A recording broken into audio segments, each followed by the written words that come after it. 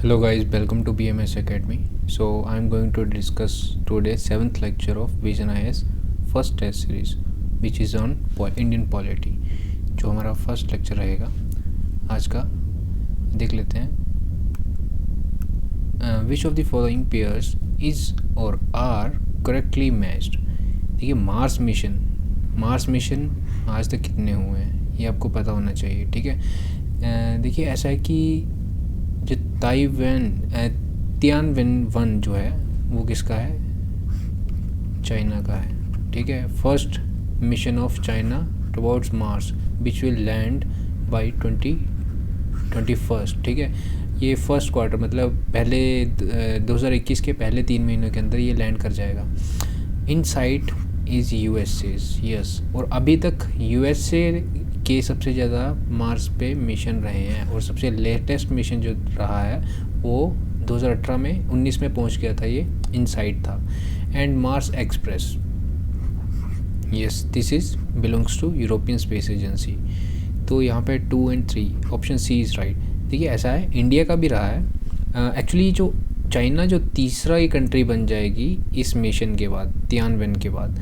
जो actually India का जो मिशन था और ये मार्स एक्सप्रेस है जो कि यूरोपियन स्पेस एजेंसी का था, वो मार्स की जो ऑर्बिट होती है, ये वाला ये जो हिस्सा है, ठीक है, इसको एंटर कर गया था बट लैंड नहीं कर पाया था, ठीक है. और उसका कनेक्शन भी लॉस्ट हो गया था, ठीक है. तो जैसे इंडिया का कौन सा था, मार्स ऑर्बिटर मिशन, तो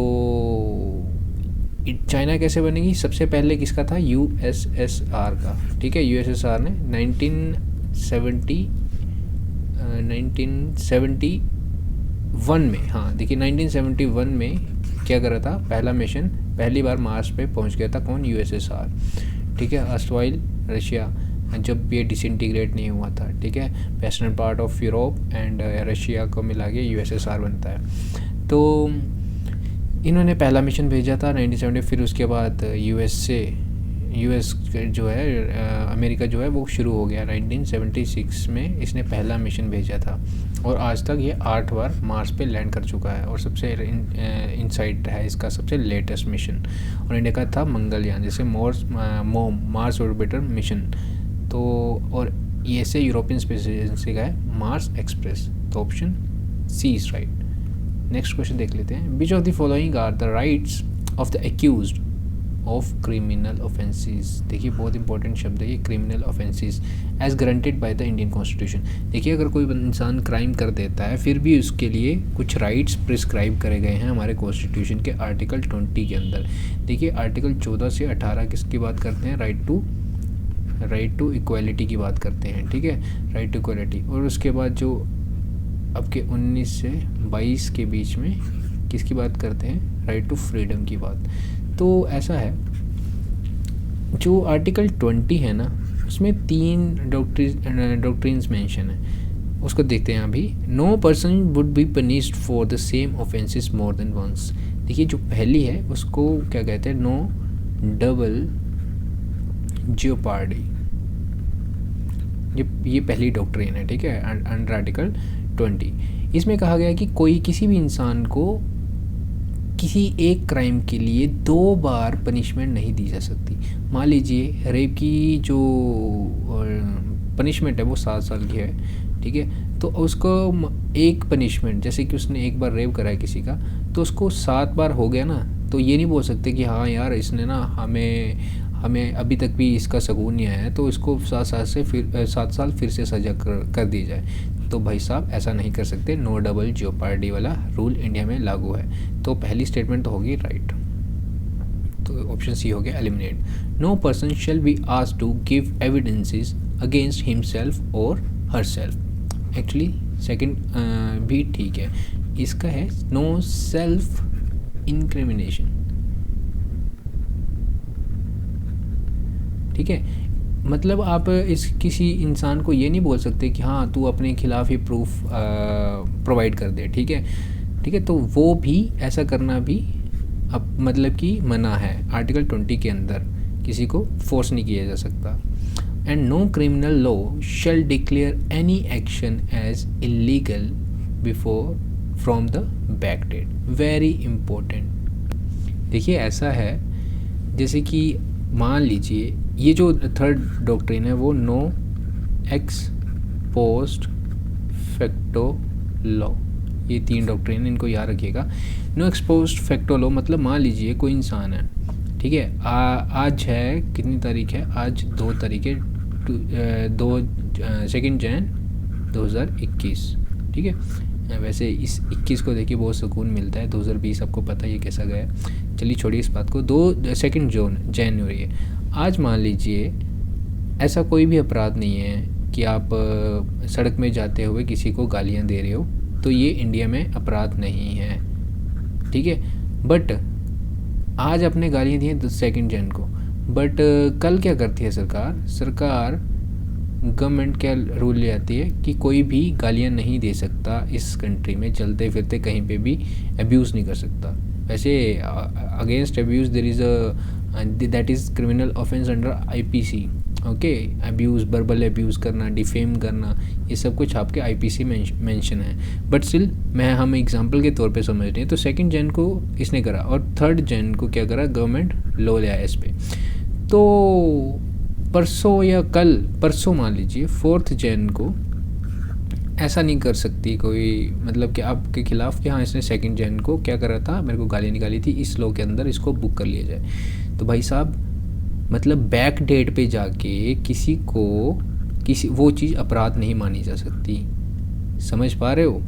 मतलब 4 जन को आपको ये नहीं बोला जा सकता कि यार ये ना 3 जन को ला चुका है तो 2 जन को इसने गालियाँ निकाली हैं। भाई साहब जब अगर लॉ फोर्स में है, अगर मान लीजिए 3 तारीख को आ गया है लॉ, ठीक है, और 4 तारीख को आप गालियाँ निकाल रहे हो, तो then definitely you will be punished for that, you will be accused for that, ठीक है। आप विक्टिम क्या कहलाओगे, कल्प्रिट कहलाओगे इसके पीछे गाली देने के लिए, तो आपको बुक किया जा सकता है। तो मतलब बैक डेट में जाके किसी भी चीज़ को इलीगल नहीं किया जा सकता इन क्रिमिनल ऑफेंसेस। हाँ, आपको टैक्सेस, अगर सिविल केसेस हैं, ठीक है, मान लीजिए सिविल केसेस हैं, अगर आपको बोला जाए कि 2017 से जो कंपनी इस्टेब्लिश हुई थी, ठीक है, 2017 से कुछ स्पेशल था, प्रोविज़न लाया गया था, ठीक है, आज हम ला रहे हैं स्पेशल प्रोविज़न को, तो जो 2017 से है उनको एक पर्टिकुलर टैक्स देना पड़ेगा, ठीक है, टैक्स देना पड़ेगा। 2017 से आज तक काउंट कर लीजिए, वो आपको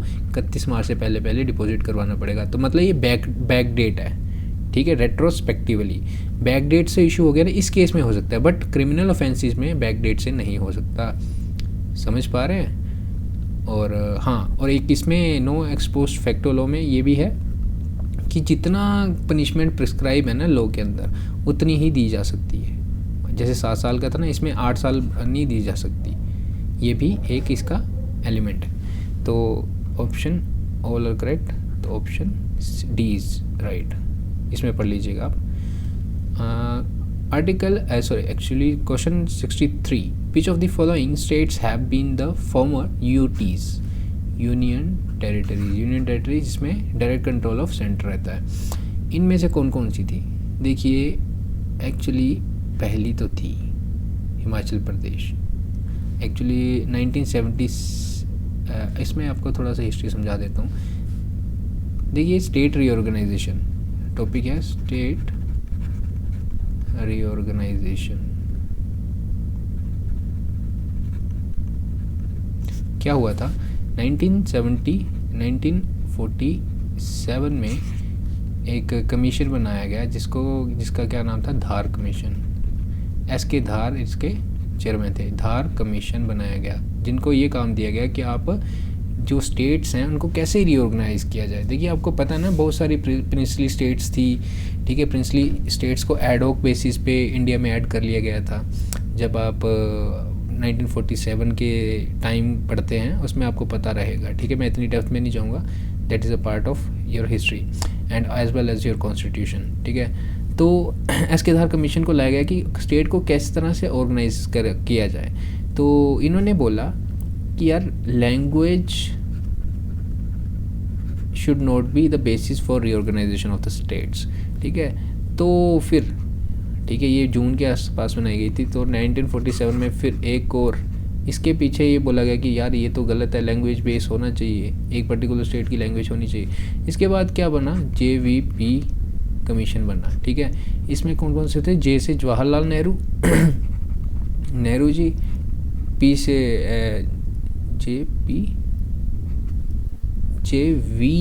एक्चुअली रुकिएगा, ये रहेगा JV, यहाँ पे मैंने मिस्टेक से गलत लिख दिया है, JVP। वी से वल्लभ भाई पटेल, ठीक है। पी से पताभी सीतारमैया, ठीक है। डायरेक्ट क्वेश्चन आ सकता है ये आपके प्रीलिम्स में। इन्होंने मोर और लेस मतलब ये बोला कि लैंग्वेज को बेस नहीं बनाया रीऑर्गेनाइजेशन का, इन्होंने भी एक तरह का यही चीज़ मानी गई।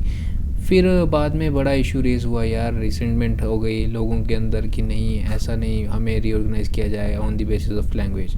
तो फिर 1953 में क्या होता है, एक और कमीशन को बोला जाता है कि आप इसके ऊपर रिकमेंडेशन रोशनी डालिए और हमें गवर्नमेंट को रिकमेंड करिए क्या करना चाहिए। तो ये था फैज़ल अली कमीशन, ठीक है। इसमें भी 3 बंदे थे, एक तो फैज़ल अली थे, एक थे KM पानीकर, ठीक है, और जो तीसरे थे वो थे HN कुंजरू। तीनों के नाम याद रखिएगा, ये सब कुछ मेंशन है आपकी पॉलिटी में, आपकी लक्ष्मीकांत में, ठीक है।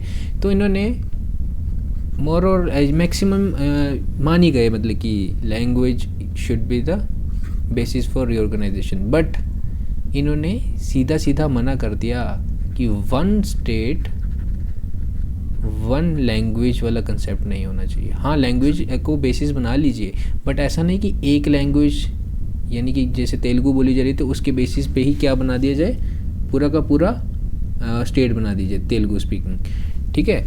तो this is very important. But जो ये वाला 1953 वाला फैज़ल अली कमीशन बनाया गया था ना, इससे पहले 1953 में ना एक लैंग्वेज बेसिस पे फर्स्ट स्टेट बना दी गई थी। स्टेट कौन सी बनाई थी? आंध्रा, ठीक है। आंध्रा स्टेट बना दी गई थी। आंध्र प्रदेश सुनते हो ना आप? फर्स्ट जो स्टेट बनी थी लिंग्विस्टिक बेसिस पे, सीधा क्वेश्चन आते हैं। आंध्रा स्टेट बन गई थी 1953 में। फिर लोगों के अंदर और कहीं पे भी ऐसा जागरूकता आने लगी कि we should also go for states which are organise on the basis of language. So that's why this commission was formed. तो ये इसके एक पीछे कहानी थी। और जब फिर इसने जो रिकमेंडेशन दी थी और भी बातें कही गई थी इस कमीशन के द्वारा, फैज़ल अली कमीशन के द्वारा, तो 1956 में एक एक्ट आता है स्टेट रीऑर्गेनाइजेशन एक्ट। उसके बेसिस पे कितनी स्टेट्स बनती हैं हमारी? टोटल पहले कितनी थी? 14 स्टेट्स बनती हैं एंड 6 यूटीज़ बनती हैं, ठीक है। अब यहाँ पे पूछा गया 6 यूटीज़। 6 यूटीज़ कौन कौन सी थी? अंडमान एंड निकोबार, दूसरी थी दिल्ली, तीसरी थी हिमाचल प्रदेश, चौथी थी आपकी लक्षद्वीप, मिनिकॉय एंड अमनदीवी आइलैंड। इनको आप लोकेट पक्का करिएगा, ठीक है। ये लक्षद्वीप के पास दिखेंगे आपको, ठीक है। और आपकी जो 5वीं थी वो थी मणिपुर एंड जो 6ठी थी वो थी त्रिपुरा। याद रखिएगा 14 स्टेट्स थी, 6 यूटीज़ थी। जो 15वीं स्टेट बनी थी वो कौन सी बनी थी? बॉम्बे को एक्चुअली इन 2 भागों में बांट दिया गया था, गुजरात एंड महाराष्ट्र, और 15वीं जो बनी थी वो थी गुजरात स्टेट बनी थी। याद रखिएगा, वेरी इंपॉर्टेंट। तो इसमें क्या पूछा गया है, आपको पूरा ये कंसेप्ट समझा दिया है। Himachal Pradesh former UTs, yes it was, Tripura भी थी, बट हरियाणा नहीं थी।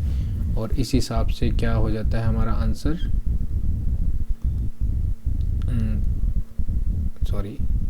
हमारा आंसर हो जाता है 1, 2 and 4, option D is right.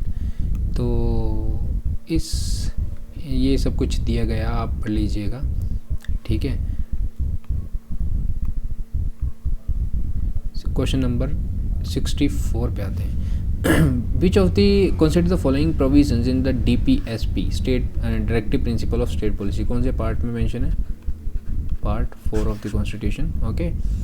और to secure opportunities for healthy, actually क्या बोला गया है इसमें? 42nd कॉन्स्टिट्यूशनल अमेंडमेंट की बात करी गई है।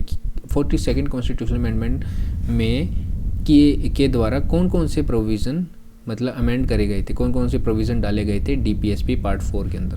देखिए वेरी इंपॉर्टेंट, एक तो 42nd अमेंडमेंट के द्वारा डाले गए थे, एक 44th अमेंडमेंट के द्वारा भी डाला गया था, एक आपकी 86th कॉन्स्टिट्यूशनल अमेंडमेंट के द्वारा भी डाला गया था, और एक 97th कॉन्स्टिट्यूशनल अमेंडमेंट के अंदर भी डाला गया था।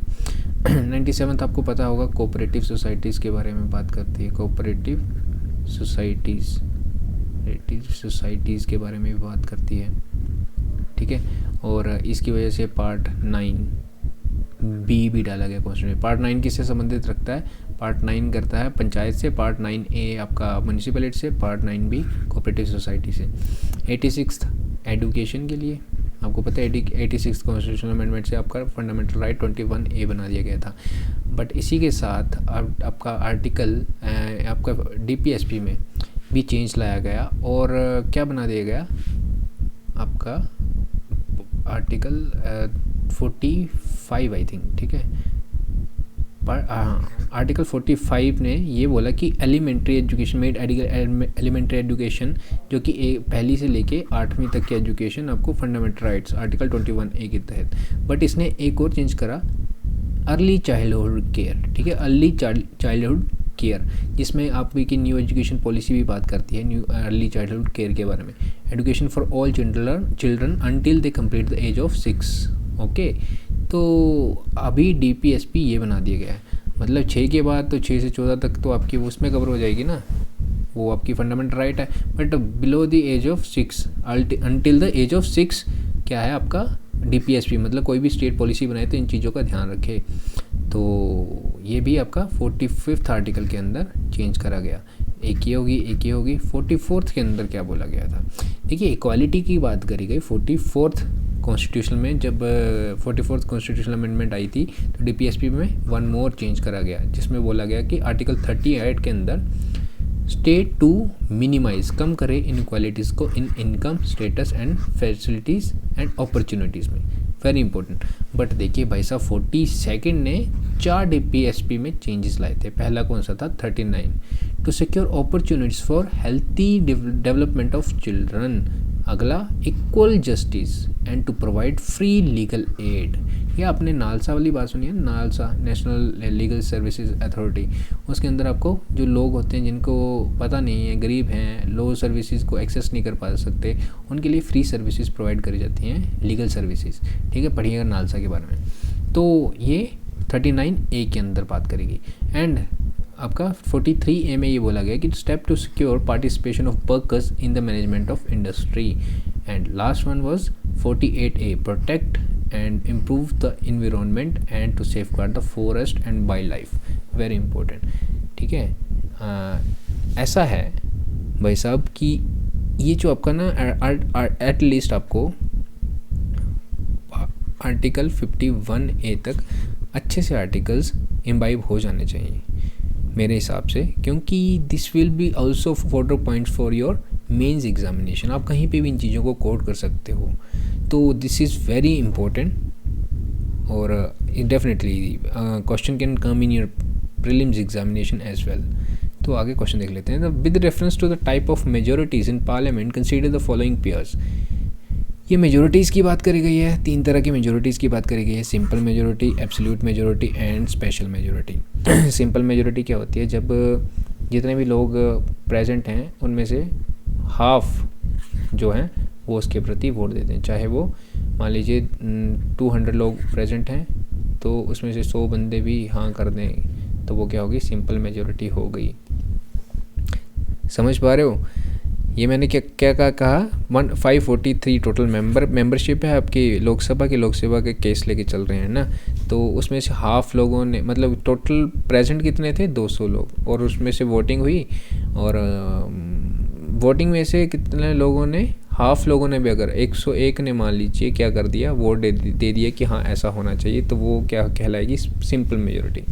एब्सोल्यूट मेजोरिटी में क्या होता है? देखिए एब्सोल्यूट मेजोरिटी में half of the total membership, मतलब 543 का हाफ कितना हो गया?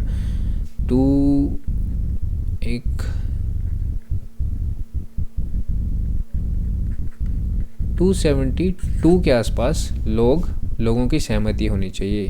half of the total membership, doesn't matter how much people are coming for voting and present there to vote. Okay, मान लीजिए वहाँ पे 300 बंदा उस दिन आया है, कोई एब्सोल्यूट मेजोरिटी वाला केस है, तो फिर भी कितने 272 लोगों को वहाँ पे उसके हित में होना पड़ेगा अगर वो किसी चीज़ को पास करवाना चाहते हैं।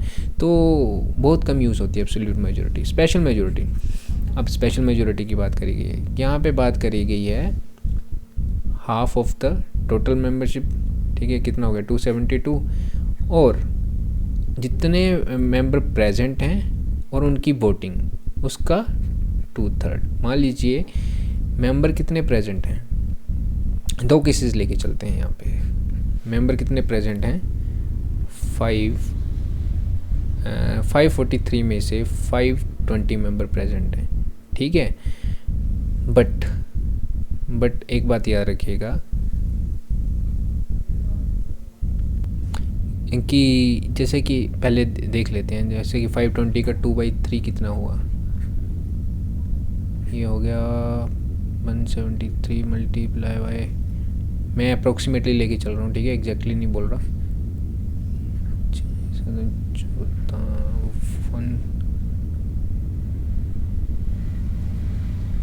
मतलब सॉरी यार, ये गलत कर दिया मैंने,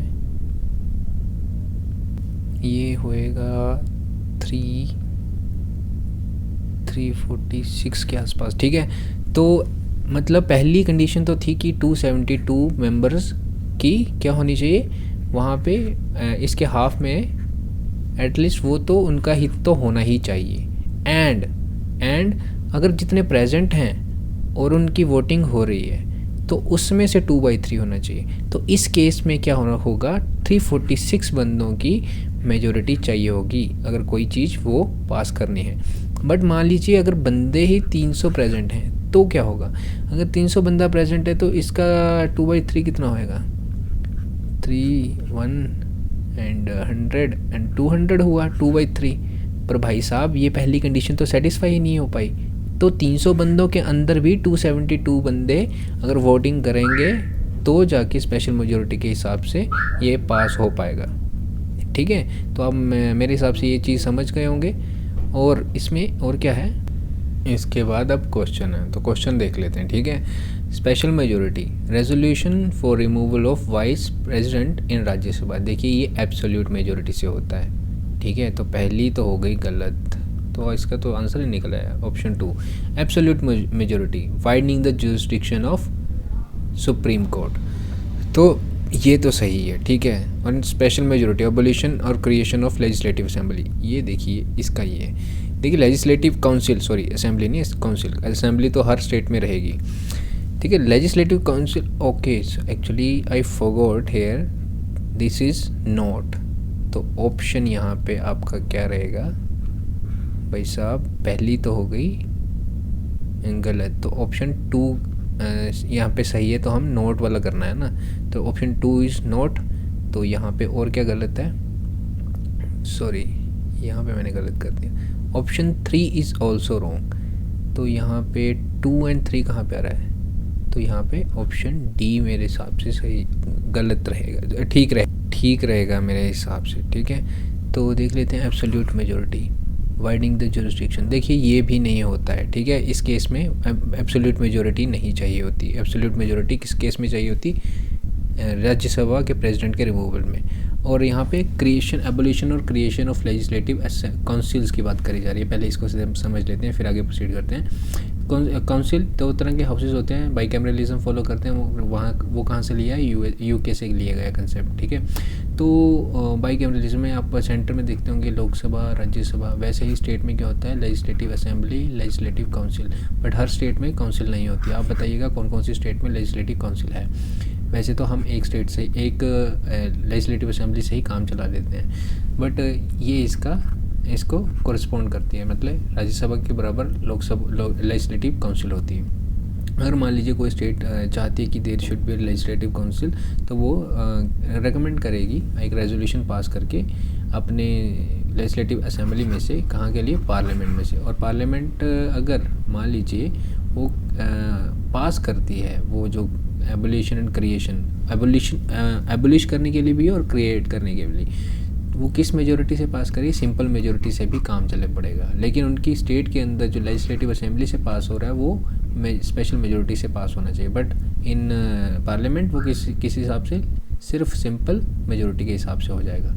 तो और क्या प्रोविज़न है, जैसे कि प्रेसिडेंट का इलेक्शन, ठीक है, election of the president and extent of executive power of the union states, ये किस स्पेशल मेजोरिटी से पास होती है, ठीक है, और एब्सोल्यूट मेजोरिटी से removal of the vice president, ठीक है, एंड सिंपल मेजोरिटी से लेजिस्लेटिव। हाँ ठीक है, हो गया आपका क्वेश्चन। ये आगे चलते हैं, पीएम केयर्स फंड के बारे में बात करेंगे। ये prime minister is the ex officio chairman of the PM cares fund. आप बहुत न्यूज़ में रहा था पीएम केयर्स फंड, ठीक है, तो definitely question can be asked in your examination for at least 2 to 3 years। This question is becomes very important. Okay, तो PM is ex officio chairman, yes he is the ex officio chairman. जो उसके preamble है ना, constitution जो भी उसका बना हुआ है पीएम केयर्स फंड, उसमें कहा गया है एक्स ऑफिशियो का मतलब जैसे जो भी कोई पीएम बनता है वो ऑटोमेटिकली क्या बन जाता है, उसका चेयरमैन बन जाता है पीएम केयर्स फंड का।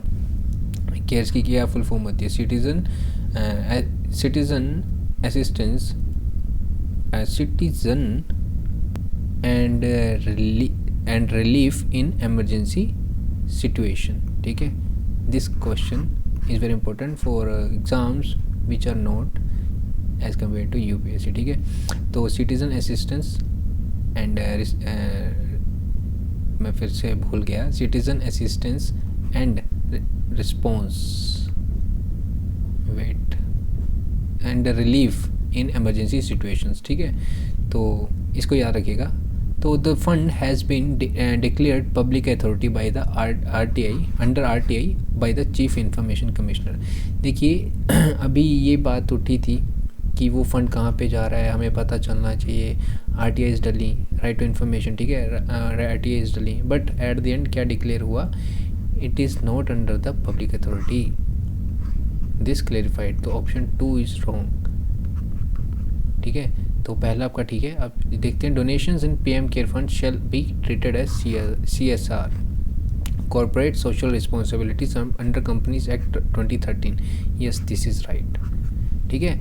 कॉर्पोरेट सोशल रिस्पॉन्सिबिलिटीज़ क्या, देखिए इतना काम करते हैं तो उनका कुछ पर्टिकुलर उनको इस कंपनीज एक्ट के तहत बताया गया है कि यो एटलीस्ट इतना जो आप प्रॉफिट कमाते हैं तो उसका कुछ हिस्सा आप उन प्रोजेक्ट्स में लगाएंगे, ठीक है, उन प्रोजेक्ट्स में लगाएंगे जिसमें कि सोसाइटी का डेवलपमेंट हो सके, ठीक है। तो ये फिलैंथ्रोपिक एक्टिविटीज़ होती हैं। आपको सीधा पूछ लिया जा सकता है कि CSR activities are which of the followings kind, ठीक है। तो फिलैंथ्रोपिक मतलब परोपकारी तरीके की, तो ये है। अब ऑप्शन डी इज़ राइट। और क्या इसके अंदर है, अच्छी बात है। देखिए ये बहुत इंपॉर्टेंट है, जो ऑब्जेक्टिव है ना इसका, to undertake and support relief and assistance in any kind relating to public health emergency और any other kind of emergency. आपको प्रीलिम्स में ऐसा पूछ लिया जा सकता है कि only for the public health emergency, क्योंकि कोविड-19 है ना, इसकी वजह से। तो नहीं, किसी भी तरह की इमरजेंसी, डिस्ट्रेस और इधर मैन मेड, इस पर भी कन्फ्यूजन डाल सकता है यूपीएससी। सिर्फ बोलेगा कि मैन मेड के लिए नहीं, नेचुरल के लिए भी है ये, ठीक है। तो किसी भी तरह की वो दी जा सकती है। इसमें और क्या इंपॉर्टेंट, इनको पढ़ लीजिएगा। और क्या कहा गया कि PM is the ex officio chairman, ठीक है। Prime minister of defence, home affairs and finance, तीनों को क्या बना दिया गया, ex officio trustees of the fund, ठीक है। ट्रस्टी क्या होता है, देखिए ट्रस्टी जैसे कि ट्रस्ट किया जाता है ना, आपने मेरे को पैसा पूल करा, आप सभी स्टूडेंट्स ने, मतलब कितना, कोई 100 रुपये पूल करके दे दिया मेरे को, ठीक है, और मेरे को ये ट्रस्ट करके दिया है कि मैं आपके वेलफेयर के लिए इस चैनल पे 100 रुपये खर्च करूँगा अपने तरीके से, आपने मेरे पे ट्रस्ट करा ना, तो दैट इज़ ट्रस्टी, ठीक है। ये उस बेसिस पे डिसीजन लेते हैं, ये जो ट्रस्टीज़ होते हैं ना, बोर्ड ऑफ ट्रस्टीज़, ठीक है। और बोर्ड ऑफ ट्रस्टीज़ का चेयरमैन कौन है, पीएम रहेगा। This is all about this. And हाँ देखिए, ये भी CSR वाली बात कर ली है हमने। PM care fund so except donations, हाँ ये this is very important. Also got exemption from FCRA। FCRA के अंदर क्या है, जो आपकी फॉरेन कंट्रीब्यूशन रेगुलेशन एक्ट है ये, ठीक है। जो भी आपके NGOs के अंदर पैसा आता है बाहर से, किसी भी तरह की फॉरेन डोनेशन आ रही है, तो उसको रेगुलेट करने के लिए ये एक्ट लाया गया है, ठीक है। तो और क्या है, मतलब it this enables PM care funds accept donations and contribution from individuals organization, foreigner से भी ले सकता है, वेरी इंपॉर्टेंट, फॉरेन कंट्रीज से जो ऑर्गेनाइजेशन और इंडिविजुअल हैं उनसे भी अगर पैसा आ रहा है तो वो भी ले सकता है। और ये कंसिस्टेंट है, एक जैसा है जिसके जैसा कि आपका PM नेशनल रिलीफ फंड है। तभी तो बोला जा रहा था कि आपने एक नया फंड क्यों बना दिया, तो ये बात करिए। और ये भी फॉरेन कंट्रीब्यूशन ले लेता है सिंस 2011 से। तो आगे का क्वेश्चन देख लेते हैं इसके आगे। Question number 67, finance commission. देखिए फाइनेंस कमीशन आर्टिकल 280 के अंदर बताया गया है और this is constitutional body, option 1 is right. And this is quasi judicial body. Quasi judicial bodies क्या होती हैं, जो पूरी तरह से जिनके अंदर जुडिशियल पावर नहीं होती है बट कुछ जुडिशियल वर्क उनके समर्पित किया गया होता है, ठीक है। 1 is right, option 2 is wrong, ठीक है। तो ए रहेगा, सी रहेगा। The constitution specify the qualification of member, देखिए ये गलत है, तो ऑप्शन ए सही रहेगा। इसको आपको जानने की ज़रूरत भी नहीं थी। This is known as elimination method. The constitution specifies the qualification of the member. देखिए कॉन्स्टिट्यूशन में बोला गया कि नहीं, हम नहीं बताएंगे, आप अगर पार्लियामेंट चाहे तो वो क्या कर सकती है, पार्लियामेंट चाहे तो वो प्रिस्क्राइब कर सकती है, but should be the qualification for the post of finance commission, ठीक है। तो हाँ, और एक फाइनेंस कमीशन होता है एंड उसके प्लस 4 मेंबर्स होते हैं, ये बताया गया कॉन्स्टिट्यूशन में। तो जो इनकी क्वालिफिकेशन है वो प्रिस्क्राइब नहीं करेगी, बट पार्लियामेंट ने 1951 में एक एक्ट निकाला गया था, फाइनेंस कमीशन मिसलेनियस एक्ट करके, ठीक है। उसमें क्वालिफिकेशन मेंशन करी गई है, तो ये बात जरूर याद रखिएगा। और finance commission is a final authority to certify the net proceeds and taxes. देखिए ऐसा है, जो फाइनेंस कमीशन जो रिकमेंड करता है, रिकमेंडरी बॉडी है कि हाँ आपको ना सेंटर को कितने पैसे, किस तरह से अपने जो भी पैसा इकट्ठा कर रहा है नेट प्रोसीड ड्यूटी के हिसाब से, ड्यूटी लगा के टैक्सेस से, वो किस तरह से स्टेट्स, जो इतनी स्टेट्स हैं उनके अंदर कैसे डिस्ट्रीब्यूट करना है, इसके बारे में देखता है। और बट ये फाइनल अथॉरिटी टू सर्टिफाई कितने प्रोसीड करे गए हैं, किस तरह से टैक्स वितरित हुआ है, क्या सच में हुआ है, कुछ डिस्क्रिपेंसी नहीं है। तो यार ये काम इस भाई साहब का ना, क्या का controller and auditor general of India auditing करता है, ठीक है, गवर्नमेंट्स के लिए। तो आर्टिकल कौन सा 148 के अंदर, इस कॉन्स्टिट्यूशन के अंदर ये भी एक कॉन्स्टिट्यूशनल बॉडी है, तो ये आपका गलत रहेगा। और देखिए ये कुछ आपकी क्या बताई गई हैं, 4 मेंबर होते हैं, पब्लिक अथॉरिटी है, चेयरमैन एंड 4 मेंबर्स होते हैं, ठीक है, and appointed by the president, very important, president के द्वारा। और हर 5 सालों में प्रेसिडेंट क्या करता है, कॉन्स्टिट्यूट करता है फाइनेंस कमीशन को, और पहले भी कर सकते हैं अगर टाइम की हिसाब से, ठीक है, अगर समय के हिसाब से ज़रूरी लगे तो पहले भी कर सकते हैं। और सिर्फ ये सब चीज़ें वही बताई गई हैं। और 279 नेट प्रोसीड्स कौन सर्टिफाई करता है, CAG, controller and auditor general of India, और वो जो सर्टिफाई करता है वो फाइनल होता है, उसमें किसी तरह की अमेंडमेंट नहीं हो सकती, मतलब कि किसी तरह से भी उसको ये झुठलाया नहीं जा सकता। अब ये है 68th question, international council on monuments and sites. It is a global intergovernmental organisation dedicated to promoting scientific techniques for the conservation of. ये तो ठीक है, बट इंटरगवर्नमेंटल नहीं है, ठीक है, इंटरगवर्नमेंटल नहीं है। इंटरगवर्नमेंटल वो होता है जब गवर्नमेंट्स मिलके बनाती हैं, तो ऑप्शन 1 इज़ रॉन्ग, ठीक है, तो आपका आंसर आ गया। It is headquarter in Paris, France, yes this is right. और it is an advisory body, very good, कि एडवाइजरी बॉडी है, सही है। अगर आपको देखिए, अगर आपने करंट अफेयर में पढ़ा होगा तभी आप इसका आंसर दे सकते हैं। To the UNESCO for the cultural heritage, अब ये देखिए 18 अप्रैल में क्या मनाया जाता है, वर्ल्ड हेरिटेज डे, ठीक है, तो उसके बेसिस पे क्वेश्चन बनाया गया है। इन particular for the implementation of world, advisory body है ऑब्वियसली यूनेस्को की, जो कि रिकमेंड करती है इसके वर्ल्ड हेरिटेज की जो मोन्यूमेंट्स हैं उनके किस तरह से वगैरह वगैरह किया जाए, ठीक है। तो इसके बारे में आप इस स्लाइड में पढ़ लीजिएगा। अगले question, consider the following statements with respect to the preamble of the Constitution of India. Preamble very actually objective resolution लाया गया था जवाहरलाल नेहरू के द्वारा 1946 में, जो कॉन्स्टिट्यूएंट असेंबली बैठी थी, ठीक है, 11th दिसंबर 1940 और 22 जनवरी के आसपास इसको पास कर दिया गया था कॉन्स्टिट्यूएंट असेंबली की तरह 1947 में। तो बट देखिए याद रखिएगा प्रेम्बल इसके बेसिस पे बना है, बट प्रेम्बल जो है वो सबसे एंड में लिए डाला गया है कॉन्स्टिट्यूशन में। तो दोनों चीज़ों में डिफरेंस समझिएगा। तो yes, option 1 is right and the preamble has been amended only twice. अरे वाह, गलत। हम बार बार पढ़ते हैं, एक बार अमेंड किया गया है। कब? आपका 1976 में 42nd कॉन्स्टिट्यूशनल अमेंडमेंट, जिसमें 3 वर्ड्स डाले गए थे, सेक्युलर, सोशलिस्ट एंड इंटीग्रिटी। ठीक है, 3 शब्द डाले गए हैं कॉन्स्टिट्यूशन में और एक बार ही अमेंड हुआ है। देखिए मिनर्वा मिल केस में क्या हुआ था, मिनर्वा मिल जो केस यहाँ पे बेरुबरी, सॉरी मैं मिनर्वा मिल केस बोल गया, यहाँ पे बेरुबरी यूनियन केस है। ठीक है, 1960 में ये कहा गया है सुप्रीम कोर्ट के द्वारा कि it is not a part of the constitution. बेशक बहुत सारी चीज़ें और एस्पिरेशन मेंशन है हमारी कॉन्स्टिट्यूशन के लिए इसके अंदर, प्रेम्बल के अंदर, but still it is not a part of preamble. But 1973 सबसे बड़ा केस कौन सा, आपका केशवानंदा भारती केस। ठीक है, केशवानंदा भारती केस में बोला गया this is the part of our constitution and parliament can only amend those things which are not the part of basic structure.